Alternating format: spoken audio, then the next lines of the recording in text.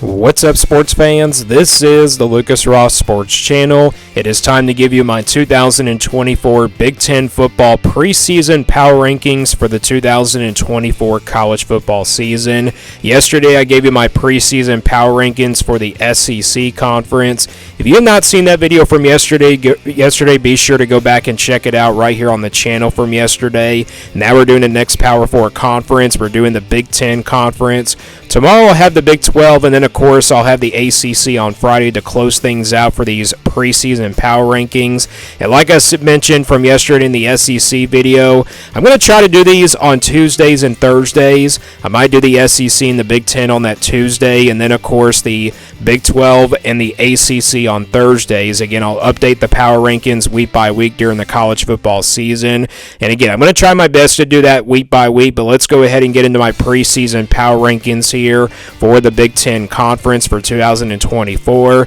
And again, we're going to start from the bottom and work our way to the top. So we start here at number 18.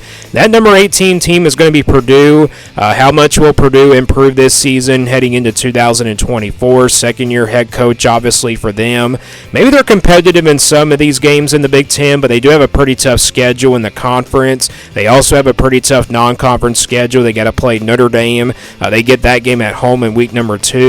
We'll see how good they're going to be against that Notre Dame team, but I just don't think they're going to have enough, of a chance in that one, even though it's at home for them. And then they got Oregon State, a former Pac-12 team that we used to study and everything. That game will be on the road, but I think they'll have a chance to probably win that game. But again, you look at this Purdue team, again, just not a lot of roster talent, a lot of question marks on both sides of the football. But like I said, Purdue might be a little bit better this year. Again, it's still kind of a rebuild there, for Purdue and this team, and also for this program, especially after a pretty rough year last year. But again, I got the Boilermakers here at number 18 in these preseason power rankings, so they're number 18 here on these power rankings.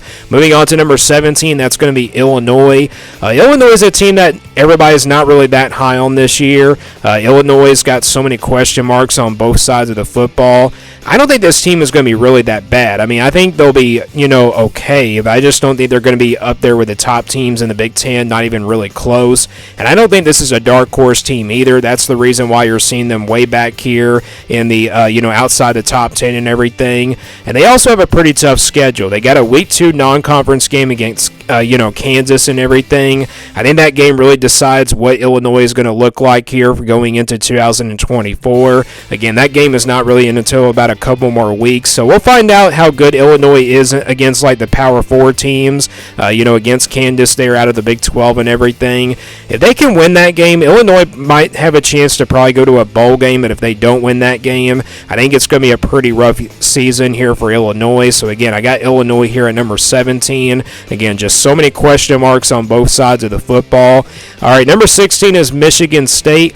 Michigan State, first-year head coach for them. They're just kind of like Purdue. It's kind of a rebuild year here for the Spartans. You look at the offensive side of the football there for Michigan State. That definitely is going to be the weakness of this team. There's just not really a lot of playmakers that they had from last season and a couple years ago, and then definitely 3 years ago when they won 11 games. There's just so many question marks on the offensive side of the football. I think the offense might be the weakness here for this Michigan State team. But you look at the defense, I think they'll be pretty solid there. Got a good amount of production coming back. I think that might be the strength of this team. I think Michigan State will get better in the second half of the year. First half of the season is going to be pretty tough for them. They have a pretty tough schedule in the first half of the season in the Big Ten Conference especially. But then the second half, you got some winnable games that Michigan State might have a chance to win and probably go to a bowl game. I don't think it's going to be a bowl game this year. Again, I think this Michigan State team is going to take a little bit of time before they can get back to where they used to be in the Big Ten. But I got this team in my preseason power rankings here at number 16. All right, number 15 is UCLA.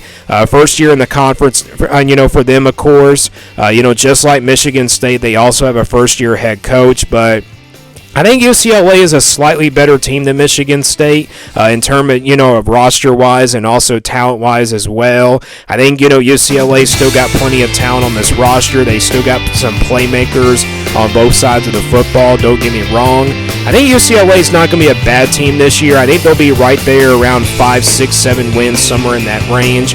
I think this team has a chance to make it to a bowl game, but I had this team going 5-7. Their schedule is pretty tough, especially in the non-conference. They got to play, LSU on the road this year. That'll be very tough for them.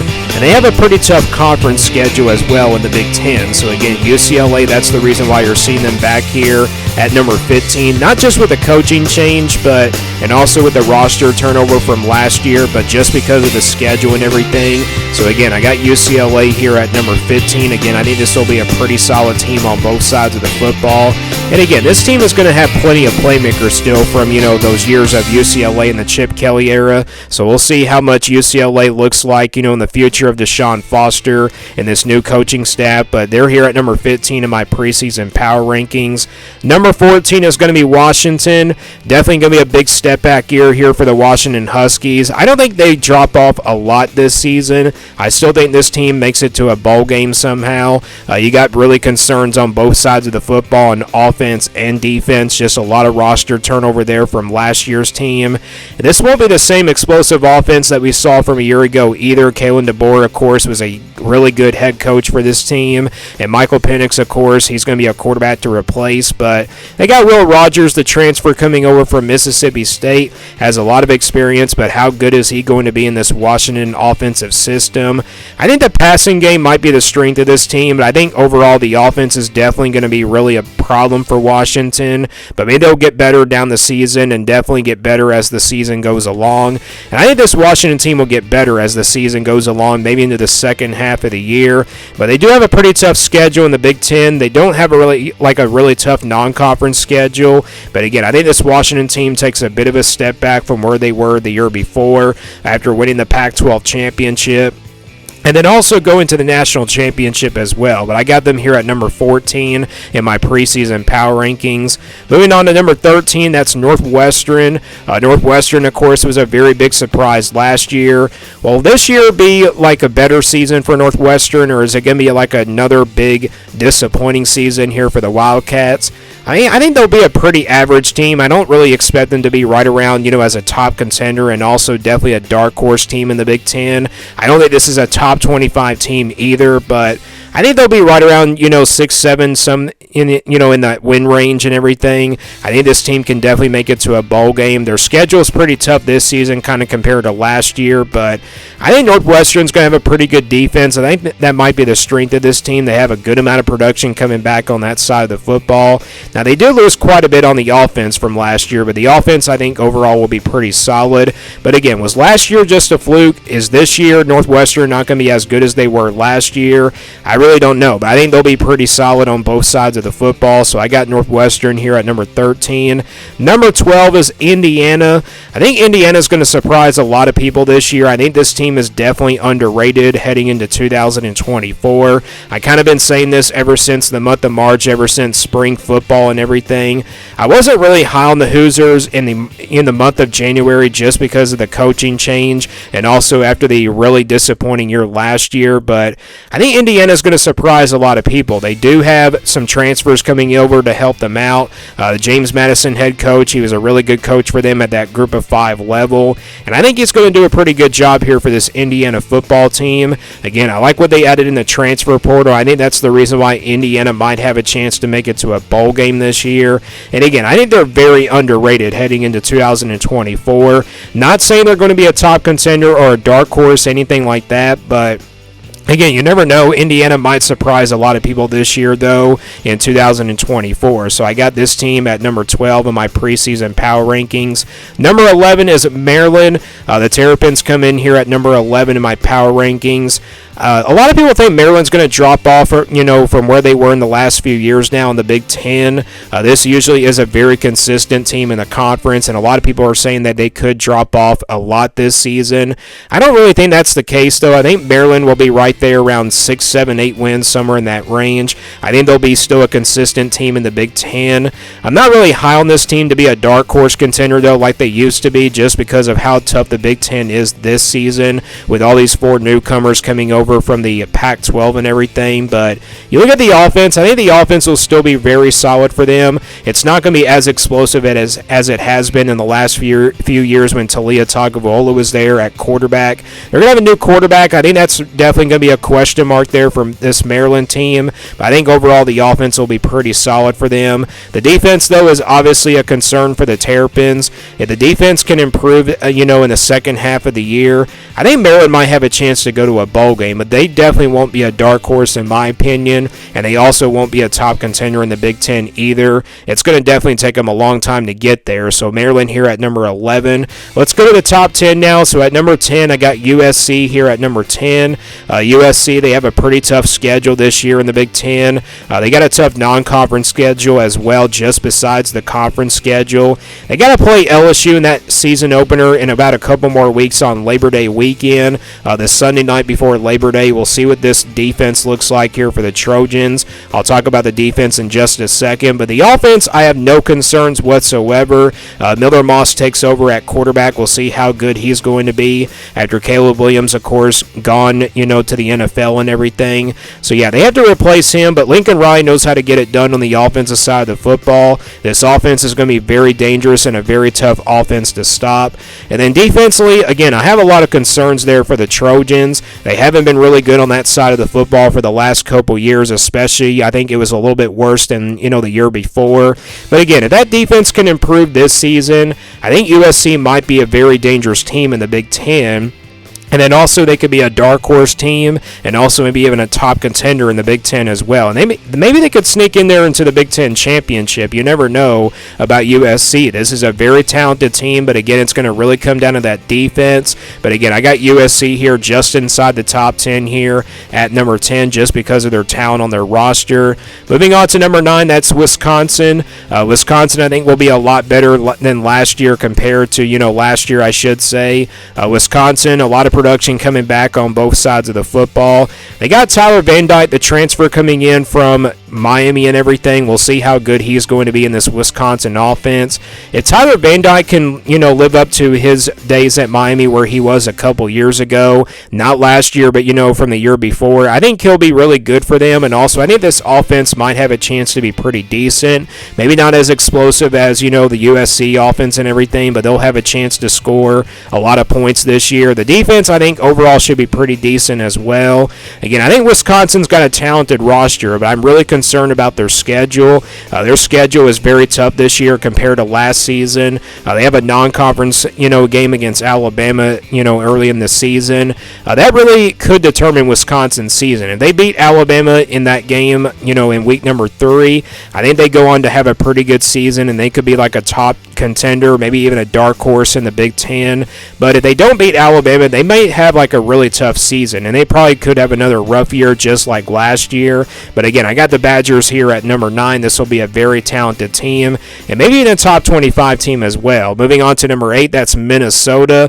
I think Minnesota definitely will turn things around this year. It was definitely like a really tough season last year for them. They went 5-7 in the regular season record, but they did go to a bowl game. They got invited to a bowl game as a 5-7 team since there were like no other teams to fill in out there. But this Minnesota team, they should definitely turn things around. They got to play North Carolina next Thursday night, so we'll see how good they're going to be in that game. And I think this is a Minnesota team just like Maryland. They'll be a very consistent team. They'll be right around 6, 7, 8 wins, somewhere in that range. And again, I do expect the Golden Gophers to turn things around. They're a well-coached team. And you never know, Minnesota might be a top 25 team this year, again, with all the returning production they have coming back. So again, I got Minnesota here at number 8. Moving on to number 7, that's Rutgers. The Scarlet Knights were a very big surprise team last year, just like Northwestern. It seems like the Rutgers are heading in the right direction as a program. You look at the offense, obviously they have to go with a quarterback change and everything. Their quarterback from last year transferred away to Kentucky and everything, so that's going to be definitely a big loss here for the quarterback position. So I think that might be a weakness on this team, but if they can run the football and very, consistently be a really good, consistent offense, I think think the Rutgers might be decent on offense, but I think they'll be pretty solid. They lost quite a bit there from last year, but I think they'll be a solid offense. And then defensively, that might be the strength here for the Scarlet Knights. I think they'll have a pretty good defense. They have a good amount of production coming back. No, they don't have like the roster talent and everything, just like some of the top teams in the Big Ten, and also pretty much, the middle of the pack as well. But this will be a very consistent Rutgers team, and they have a schedule that really sets up nicely for them to go to a bowl game once again. So again, I got Rutgers here at number 7. Number 6 is going to be Nebraska. Nebraska is a team that I think will definitely turn things around as well, just like Rutgers did last season.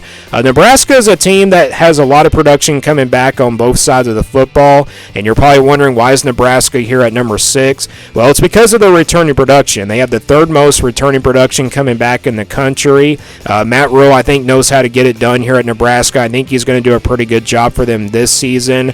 I don't really think it's about the roster here for Nebraska. I think it's more about the close games. If they can win some of those close games this year in the Big Ten Conference, and definitely in the non-conference, especially against Colorado, that Colorado game is going to be a huge one there for Nebraska to start out the year, or I should say in the second game of the weekend and everything. If they can win that game, I think Nebraska goes on to have a pretty good year. But if they don't beat Colorado, I think they probably could have another rough season. So with that being said, I think Nebraska, if they win that game, they'll go on to have a pretty good year. But again, if they don't win that game, it's going to be definitely a really tough season once again for Nebraska and also for this program. But again, it really comes down to those close games. If Nebraska can win those close games, they'll definitely be a really good team. But if they don't win those close games, once again, it's just going to be another rough season here for Nebraska.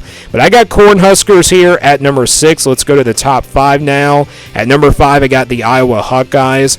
It's really going to come down to the offense here for Iowa. It was one of the worst offenses in the country, and definitely, of course, in the Big Ten. Cade McNamara returns at quarterback, and this team has talent. Don't get me wrong, this team has talent on both sides of the football. But again, the offense definitely was very inconsistent last year. They made some changes there to the offensive coordinator spot. Can Iowa score some points? I mean, that'll be the question mark there. We'll find out in the first kind of, couple weeks, and also maybe even 4 weeks as well.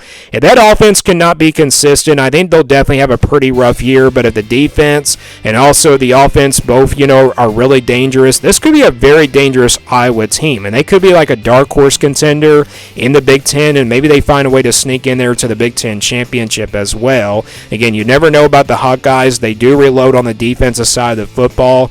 Yes, they do lose quite a bit of talent there on that side of the football from last year, but either way, they do reload on that side of the football every single year, and they're just overall a pretty talented defense. So again, I got Iowa here at number 5. Moving on to number 4, that's Penn State. The Nittany Lions come in here at number 4. I think this is definitely a top contender in the Big Ten this year, and maybe even a dark horse contender. They're definitely a playoff contender. I think they're a dark horse playoff contender. They do have a decent amount of production coming back, especially on the offense. They got Drew Aller, of course, returning at quarterback. We'll see how much he can improve this season in his second full-time start. Had a really good season last year as a true freshman quarterback. And then you look at the running back room. They have a really good 1-2 punch at running back. Probably the best 1-2 punch running back, or maybe the second one behind Ohio State's 1-2 punch at running back. Again, they have a really good talented backfield with running backs there in the backfield. And then defensively, I think they'll be pretty solid there as well. They lost a lot of talent from the defense from last year, but Penn State has a very talented roster, especially on both sides of the football, and they get Ohio State at home. If they can win that game, Penn State might have a chance to sneak in there into the Big Ten championship. So watch out here for the Nittany Lions, as again they're number 4 here in my power rankings. Moving on to number 3, that's the Michigan Wolverines. Michigan obviously not going to be the same team as they were from last year, but I don't think they drop off big from where they were last season. They won't probably go to the Big Ten championship or anything like that, but I still think they're a playoff contender and still like a top contender in the Big Ten regardless. This team still has talent, even though they play in the non-conference against Texas. That game, of course, will be in a couple more weeks. If they can win that game, I think Michigan might have a chance to probably go on to have a pretty good year, but If they don't win that game, I think they probably don't have like a really good season. They probably ended up 9-3, but if they beat Texas, they probably can go 10-2 and find a way to sneak in there into the Big Ten championship, depending on what Oregon and Ohio State does in their regular season matchup. But again, I got the Wolverines here at number 3. Again, still plenty of talent on this roster. The offense, though, is a really big concern. Obviously, the quarterback position, it's definitely going to come down to the quarterback position here for Michigan. But you got Donovan Edwards returning at running back. I think Michigan might be a more running team this season. And then defensively, I think they're going to be really good on that side of the football. And that might be the strength here of this Michigan team. So I got Michigan here at number 3. Moving on to number 2, that's the Oregon Ducks. Oregon first year in the Big Ten, of course, for them. I had this team going to the Big Ten championship. A lot of talent on this roster, and I also got them going to the college football playoff as well. And also getting the runner-up in the Big Ten and also being that second at-large team in the playoff, 12-team playoff bracket. Again, both sides of the football are very talented here for the Ducks. The offense is going to be really good. I think with Dylan Gabriel coming over at quarterback, this offense could be very explosive. But I think the defense will definitely be the strength. Dan Lanning, of course, is a defensive-minded head coach. So with him calling the defensive plays, I think this Oregon defense might be very dominating this year. So again, I got Oregon here at number 2. And then we go to number 1. That's obviously Ohio State. I got this team winning the Big Ten championship this year and also being that number 2 seed, being the second highest conference championship in the 12-team playoff. This team has a lot of talent. The offensive side of football, I think, will be a lot better this year. Chip Kelly comes in as offensive coordinator. Will Howard, of course, transfer coming over from Kansas State. We'll see how good he's going to be. The offense overall should be really good. They should be really good at running the football as well. They got the best 1-2 punch at running back. They got Junkins, the transfer from Ole Miss, coming in. And they also got Travion Henderson back from last year. And the defense was pretty dominant. I don't think it will be the same dominant defense that we saw from last year, but either way, they should be a dominant defensive team. So I got Ohio State here at number 1. So those are my 2024 Big Ten football preseason power rankings for the 2024 college football season. We'll have my Big 12 power rankings tomorrow, and then we'll have the ACC on Friday. So stay tuned for those 2 videos. And thanks for watching this video. Let me guys know what you think about these Big Ten football power rankings, and also give me your Big Ten football power rankings down in the comments below for the preseason. Thanks for watching this video, and stay tuned here for more sports content videos on my Lucas Ross Sports Channel.